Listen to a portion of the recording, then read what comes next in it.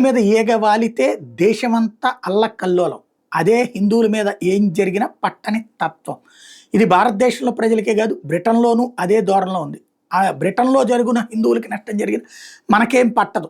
ఇప్పుడు తాజాగా చూస్తే ముగ్గురు హిందూ యువకులు దారుణమైనటువంటి అటాక్‌కి గురయ్యారు లండన్‌లో. ప్రస్తుతం హారో హాస్పిటల్‌లో వాళ్ళు ట్రీట్మెంట్ పొందుతున్నారు. ఎందుకు అంటే కేవలం మత ఆధారంగా దాడి జరిగింది.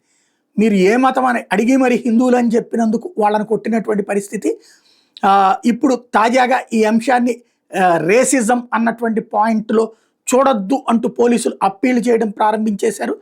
ఇది అన్ప్రొవోక్డ్ అటాక్ శుక్రవారం జరిగింది అన్నటువంటి విషయాన్ని బయటకు వచ్చింది. ఇప్పుడు ఓవరాల్గా ఈ అంశంలో సస్పెక్ట్స్ ఎవరైతే ఉన్నారో వాళ్ళు కావాలని చెప్పినే చేశారు అన్నటువంటి వ్యవహారం వెలుగులోకి వచ్చింది.